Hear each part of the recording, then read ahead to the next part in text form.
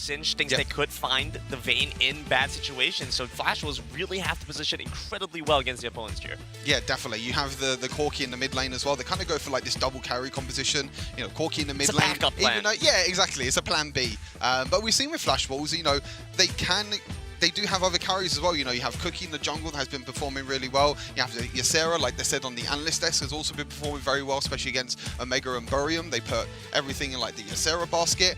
But this game is all about Bruce. This game is all about that Vayne pick. First game in the quarterfinals against J-Team. And Bruce is like, give it all to me. I'm ready. I'm ready. Give me the Vayne. I'm prepared. I'm ready. And I'm really excited to get into this first game. Well, there's a lot to be said still for this one, but we have to take a look as we get ready to go into game number 1. J-Team and Flash Wolves. Flash Wolves need to pull ahead with that first win, putting it all onto Bruce. Let's start this one by talking a little bit about a matchup that I'm curious to hear your thoughts about, Stuart. Okay. Ysera versus Dawn. Almost said that Dawn is a different caliber of player. How does Ysera stack up? Yeah, Ysera, I mean, in this matchup, you know, you got Garen against Darius. I think in terms of the players itself, you know, Ysera has shown that he can be a carry, you know, especially on that Camille, but I think, as Omo said on the analyst desk, you know, Dawn is a completely higher level, and you can see there's already a lot of aggression down in this Duro lane. Both actually already blown, but took the top lane Scuttle Crab, so Cherry won't be able to get any Scuttle Crabs at all. DY goes in! Flashing in for the Justice Punch, the knock-up onto Bruce, and an opportunity here for J-Team with first blood on the hyper carry from Flash Wolves. This is the thing, is like, with Flash Wolves, I feel like you need to play a lot more passive in this Duro lane, because you have the range disadvantage with the Vayne. You don't want to play aggressive, and you know, if you step up a little bit too far, DY has an opportunity. They have the little bit of an advantage. They go as a team, they group up, and they just they don't allow the enemy team to do anything at all. As you say that, Dawn flashes away and only has to put his summoner spells to get away with his life. Going in mid as well. Bruce again in danger. They're chasing after a kill. The Piercing Darkness picks it up. Cherry flashes in for a safe measure, but they find a second. Diving into the mid lane, J-Team controlling the Rift. And it's just too easy right now for J-Team. As I mentioned, you know, when they group together, they play as a unit. This is where J-Team can shine. You know, Dawn in the top side did really well. And Baya, I don't know why you wouldn't auto-attack the Rift Herald. Yeah. Please. I'm not too sure why you wouldn't hit the Rift Herald. I know what he was thinking. It was like, okay, I'm gonna use my ultimate. It's gonna land. J-Team is ahead of Flash Wolves. That's the first time I think I've ever seen that.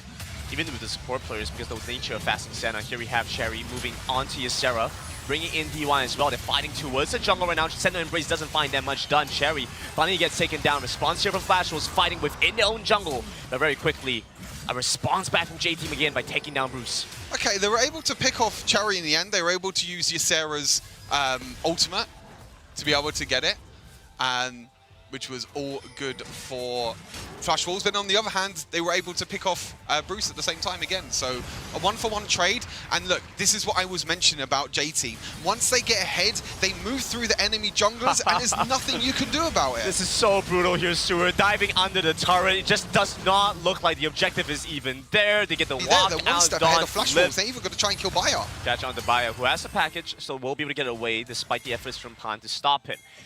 Ever watched the movie In Time with Justin Timberlake? And it's like, it's like everyone has like a timer on their watch, right? Well, I'm gonna focus on this for a second. I'll get back to that point because Flash was responding down the bottom side. Rift Herald being picked up by J-Team towards the other end. DY comes to the bottom side here to try and protect Dawn, but will ultimately get taken down. A 2 for Rift Herald exchange across the map. I like this from Flash Wolves. You know, they're trying to make a proactive play, but at the same time, you can see J-Team. You know, you take one thing on the map, J-Team will take something else. They take the mid lane tower, which obviously did take that Rift Herald hit in the early game as well. They were even pushing in the Baron lane as well, so they're losing more and more. And it even gets a charge on the inhibitor tower as well. I felt like that was a spite angle. Barry has nothing right now, realistically, and he's getting caught again. He's tumbling forward. He's playing aggressive, but he might just be dead again. Gets caught by the exhaust. He steps forward just 1 second too long. And J-Team very quickly punished that by taking down Bruce yet again. There we go, that's that scene. He's running towards him. Running towards Justin Timberlake. And then gets caught. And that's the end. That's the end. Very good reference. And thank you. And even Ysera now. Ysera is definitely running out of time. Oh. Ysera's trying to run away. He's trying to get help. He's calling all the help in the world. But unfortunately for him, he just has 3 tanky members of J-Team. And That's see one the dead kind of fog of Garen. war set up for Flashwell's only vision towards that This. side of Oh, their jungle. look at this! And of course, Bruce going down yet again means J-Team pick up yet another catch on the Vayne.